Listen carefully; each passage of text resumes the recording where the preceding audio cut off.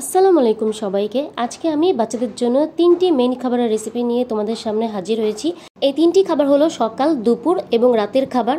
বাচ্চাদের জন্য এই তিনটি খাবারই হবে পুষ্টিকর, মজাদার এবং স্বাস্থ্যসম্মত, যা বাচ্চাদের ওজন বৃদ্ধির পাশাপাশি ব্রেন ডেভেলপমেন্ট থেকে শুরু করে স্মৃতিশক্তি বৃদ্ধি, রোগ প্রতিরোধ ক্ষমতা বৃদ্ধি করতে সহায়তা করবে।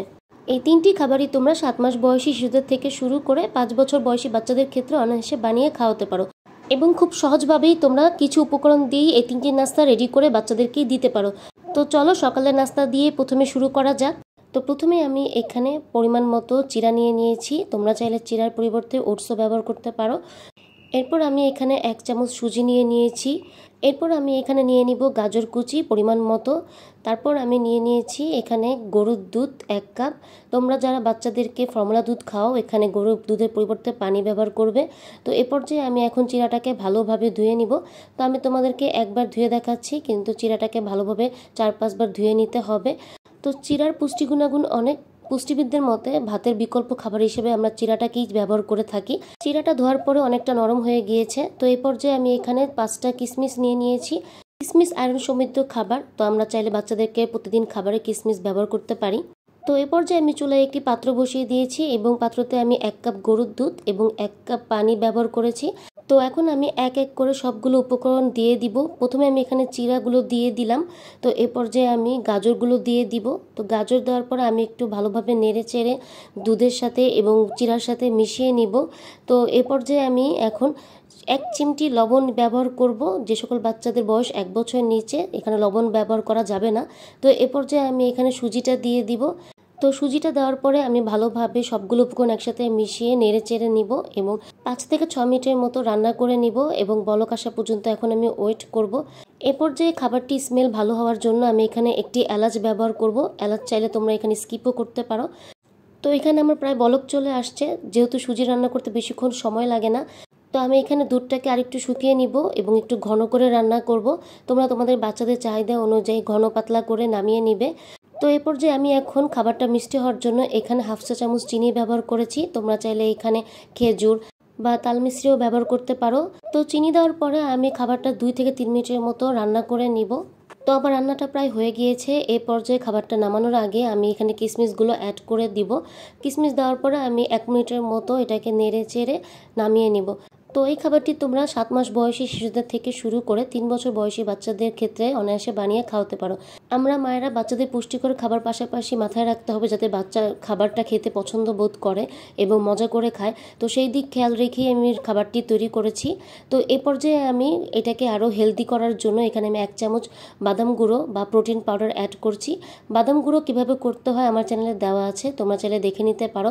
বাদাম গুঁড়োতে প্রচুর পরিমাণের vitamin E, vitamin B complex, আরও রয়েছে ক্যালসিয়াম, ম্যাগনেসিয়াম, পটাশিয়াম এবং জিঙ্ক, যা বাচ্চার মস্তিষ্ক বিকাশে কার্যক্ষমতা বৃদ্ধি করতে সহায়তা করবে। তো আমরা চাইলে বাচ্চাদের খাবারে প্রতিদিন 1 বেলায় বাদাম গুঁড়ো অ্যাড করতে পারি। তো এই হলো আজকে বাচ্চাদের জন্য একটি হেলদি নাস্তা এবং সপ্তাহে 2 থেকে 3 দিন বানিয়ে দিতে পারো।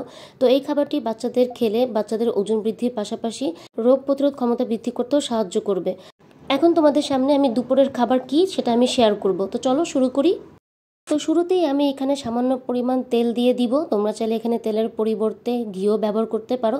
তো তেল দেওয়ার পরে আমি এখানে সামান্য পরিমাণ পেঁয়াজ কুচি দিয়ে দিব এবং পেঁয়াজটাকে আমি ব্রাউন কালার করে ভেজে নিব। পেঁয়াজটা ব্রাউন কালার করে ভাজা হয়ে গেলে এই পর্যায়ে আমি এখানে সামান্য পরিমাণ আদা রসুন পেস্টটা দিয়ে দিব। এরপর আমি এখানে স্বাদ মতো লবণ দিয়ে দিব। এরপর আমি এখানে সামান্য পরিমাণ হলুদ গুঁড়ো ব্যবহার করব। তো হলুদ গুঁড়ো দেওয়ার পরে আমি সব মশলাগুলোকে 1 মিনিটের মতো ভেজে নিব এবং সামান্য পরিমাণ পানি দিয়ে দিব। পানিটা দেওয়ার কারণ হচ্ছে যেন মশলাটা একটু কষানো হয়। এরপর আমি একটু ঝালের জন্য 2টা কাঁচামরিচ মাঝখান দিয়ে কেটে নিয়েছি, তো দিয়ে দিলাম। তোমরা তোমাদের বাচ্চাদের যে পরিমাণ ঝাল খায় এখানে সেই পরিমাণ ঝাল ব্যবহার করবে। এখানে আমার মশলাটা কষানো হয়ে গিয়েছে। এ পর্যায়ে আমি এখানে মসুরির ডাল এবং চাল একসাথে মিশিয়ে ভালোভাবে ধুয়ে নিয়েছি, তো সেটা দিয়ে দিলাম। তোমরা চাইলে এখানে যে কোনো ডাল ব্যবহার করতে পারো পছন্দ অনুযায়ী। চাল ডাল দেওয়ার পরে আমি এটাকে 2 থেকে 3 মিনিটের মতো ভালোভাবে একটু ভেজে নিব। তো এখানে আমার প্রায় পানিটা শুকিয়ে গিয়েছে এবং ভালোভাবে ভাজা হয়ে গিয়েছে। তো আমাদের সবসময় মাথায় রাখতে হবে বাচ্চাদের পুষ্টিগুণের পাশাপাশি যেন খাবারটা মজা হয়, সেই দিকে খেয়াল রাখতে হবে। তো এরপর যে আমি সবজি হিসেবে এখানে পেঁপে নিয়েছি এবং পেঁপেগুলোকে আমি ছোট ছোট কিউব করে কেটে নিয়েছি। এরপর আমি এখানে দিয়ে দিব গাজর, কিউব করে কেটে নিয়েছি ছোট ছোট করে। এরপর এখানে আমি এটা ধুন্দুল ইউজ করেছি। তোমরা তোমাদের পছন্দ অনুযায়ী যে কোনো সবজি ব্যবহার করতে পারো, কিন্তু একটা জিনিস মাথায় রাখতে হবে, খিচুড়ি রান্নার সময় অবশ্যই 3টার বেশি সবজি দেওয়া যাবে না, তাহলে বাচ্চাদের অনেক সময় হজম করতে সমস্যা হতে পারে। তো সবজিগুলো দেওয়ার পরে আমি চালের সাথে একটু ভালোভাবে নেড়ে চেড়ে 2 থেকে 3 মিনিটের মতো ভেজে নিব। তো আমার ভাজা হয়ে গিয়েছে। এ পর্যায়ে আমি পরিমাণ মতো পানি দিয়ে দিব। তো পানি দেওয়ার পরে আমি একটু নেড়ে চেড়ে এটাকে ঢাকনা দিয়ে ঢেকে প্রায় 10 থেকে 15 মিনিটের মতো রান্না করে নিব। তো 10 মিনিটের মতো রান্না করেছি। এ পর্যায়ে আমি একটু খিচুড়িটাকে আবার নেড়ে চেড়ে দিব। এখানে আমি যে সকল সবজি ব্যবহার করেছি, এই 3টি সবজি বাচ্চাদের রোগ প্রতিরোধ কার্যক্ষমতা বৃদ্ধি করতে সহায়তা করবে, পাশাপাশি বাচ্চার কোষ্ঠকাঠিন্য দূর করতে, চোখ ভালো রাখতে এবং হাড় দাঁত মজবুত রাখতে সহায়তা করবে। তো এই পর্যায়ে আমি এখন ঢাকনা দিয়ে ঢেকে আবার 10 থেকে 15 মিনিটের মতো রান্না করে নিব। তো আমার প্রায় 10 থেকে 15 মিনিটের মতো রান্না হয়ে গিয়েছে। এখানে আমার পানি শুকিয়েও গিয়েছে। তো আমি কাঁচামরিচগুলো তুলে ফেললাম। এ পর্যায়ে আমি একটি ডাল ঘুটনির সাহায্যে চেপে চেপে সবজিগুলোকে ভেঙে নিব, যাতে করে বাচ্চা খুব সহজেই খেতে পারে। যেসব বাচ্চারা একটু বড় চিবিয়ে খেতে পারে সে সকল বাচ্চাদের ক্ষেত্রে এখানে ডাল ঘুটনি ইউজ করার কোনো দরকার নেই। তো এখানে আমি সবজিগুলোকে কিছুটা ভেঙে নিয়েছি, তো পুরোপুরি ভাঙিয়ে নেই যাতে বাচ্চা চিবিয়ে খাওয়ার অভ্যাস হয়। তো এ পর্যায়ে আমি আবার একটু নেড়ে চেড়ে দিব এবং নামানোর আগে দিয়ে আমি এখানে ধনিয়া পাতা কুচি দিয়ে দিব। ধনিয়া পাতা কুচি দিলে খাবারের টেস্ট আরও বাড়িয়ে দেয় দ্বিগুণ। তো এর জন্য আমি টেস্টের জন্য ধনিয়া পাতা দিলাম। তো তোমরা চাইলে এটা স্কিপও করতে পারো। তো আমার এখানে খিচুড়ি রান্নাটা হয়ে গিয়েছে। তো আমি 1 থেকে 2 মিনিটের মতো চুলায় রেখে এটাকে নামিয়ে নিব। তো এই হলো আজকে আমার খিচুড়ি রান্নার রেসিপি। খুব সহজভাবে তোমাদের সামনে তুলে ধরলাম। আমার মতো করে যদি তোমরা বাচ্চাদের জন্য খিচুড়ি রান্না করো, বাচ্চা অবশ্যই খাবে এবং মজা করে খাবে। এরপর যে আমি তোমাদের সাথে রাতের খাবার কি সেটা শেয়ার করব। তো চলো শুরু করা যাক। প্রথমেই আমি এখানে পরিমাণ মতো নুডলস নিয়ে নিয়েছি। অনেক সময় দেখা যায় রাতে বাচ্চারা ভাত খেতে চায় না, তো ভাতের বিকল্প হিসেবে তোমরা নুডলসটা দিতে পারো। তো আমি পানিটাকে ভালোভাবে ফুটিয়ে নিয়েছি। তো ফুটন্ত পানিতে আমি নুডলসগুলো সেদ্ধ করে নিব। নুডলসটাকে আমি নেড়ে চেড়ে 5 থেকে 7 মিনিটের মতো সেদ্ধ করে নিব। আর 100% সেদ্ধ করব না, এখানে আমি 80% সেদ্ধ করে নিব। তো আমার এখানে প্রায় 80% সেদ্ধ হয়ে গিয়েছে, বাকিটুকু আমি রান্নাতে সেদ্ধ করে নিব। তো আমি এখন নুডলসটাকে একটি ছাঁকনিতে ছেঁকে ভালোভাবে পানি দিয়ে ধুয়ে সাইডে রেখে দিব। তো এ পর্যায়ে আমি এখন একটি প্যানে সামান্য পরিমাণ বাটার দিয়ে দিব।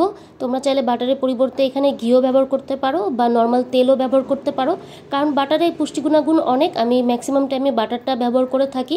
বাটারে এ, ই ও কে ভিটামিন রয়েছে যা বাচ্চার শারীরিক বৃদ্ধিতে সহায়তা করবে। পাশাপাশি রয়েছে ওমেগা 3 এবং ওমেগা 6 ফ্যাটি অ্যাসিড যা বাচ্চার রোগ প্রতিরোধ ক্ষমতা বৃদ্ধি করতে সহায়তা করবে। তো এ পর্যায়ে আমি 2 কোয়া রসুন কুচি করে কেটে নিয়েছি এবং বাটারের সাথে হালকা বাদামি করে ভেজে নিব। বাটারের সাথে রসুন কুচি ভাজলে সুন্দর একটি স্মেল বের হয় এবং খাবারের সুস্বাদু আরও বাড়িয়ে দেয়। তো এ পর্যায়ে আমি সামান্য পরিমাণ পেঁয়াজ কুচি নিয়ে নিয়েছি। এখানে পেঁয়াজ কুচিটা আমি রসুনের সাথে হালকা বাদামি করে ভেজে নিব। তো এখানে আমার প্রায় পেঁয়াজ এবং রসুন দুইটাই বাদামি কালার হয়ে গিয়েছে। তো এ পর্যায়ে আমি এখানে চিকেনটা আমি আগেই রান্না করে নিয়েছিলাম, সেই চিকেনটা আমি ছোট ছোট হাত দিয়ে ছিঁড়ে নিয়েছি। তো সেটা আমি এখানে দিয়ে দিব। তোমরা চাইলে এখানে চিকেনের পরিবর্তে ডিমও ব্যবহার করতে পারো। তো আমি এখন চিকেনটাকে একটু নেড়ে চেড়ে ভেজে নিব 1 থেকে 2 মিনিটের মতো। তো এ পর্যায়ে আমি ঝালের জন্য এখানে একটা কাঁচামরিচ ছোট ছোট টুকরো করে কেটে নিয়েছি। তো এটা আমি দিয়ে দিব। তোমরা চাইলে এখানে ঝালটা স্কিপও করতে পারো, বাচ্চা যদি ঝাল খায় অবশ্যই কাঁচামরিচের ঝালটা ব্যবহার করবে। তো এই পর্যায়ে আমার ভাজা হয়ে গিয়েছে। তো এখন আমি পরিমাণ মতো এখানে পানি দিয়ে দিব। আমার যেহেতু নুডলস এবং চিকেন দুটোই আমার রান্না করা, এর জন্য আমি পরিমাণে পানি কম দিয়েছি। তো এই পর্যায়ে আমি যে সেদ্ধ নুডলস করে রেখেছিলাম সেটা আমি এখানে দিয়ে দিব। এই পর্যায়ে আমি এখানে পরিমাণ মতো লবণ ব্যবহার করব। 1 বছরের নিচে বাচ্চাদের ক্ষেত্রে এখানে লবণ ব্যবহার করা যাবে না। এই পর্যায়ে আমি এখানে সামান্য পরিমাণে গোলমরিচের গুঁড়ো ব্যবহার করলাম। তো এখন আমি সব উপকরণ একসাথে ভালোভাবে নেড়ে চেড়ে 3 থেকে 4 মিনিটের মতো রান্না করে নিব। তো এখন আমি এটা বলক আসার জন্য ওয়েট করব। আমার প্রায় এখানে বলক চলে আসছে এবং খাবারটা একটু আঠালো ভাব আনার জন্য আমি আরেকটু রান্না করে নিব। তোমরা চাইলে তোমাদের বাচ্চারা যেভাবে খেতে পছন্দ করে পাতলা ঘন সেভাবে করে নামিয়ে নিবে। আমি একটু ঘন করে নামাবো।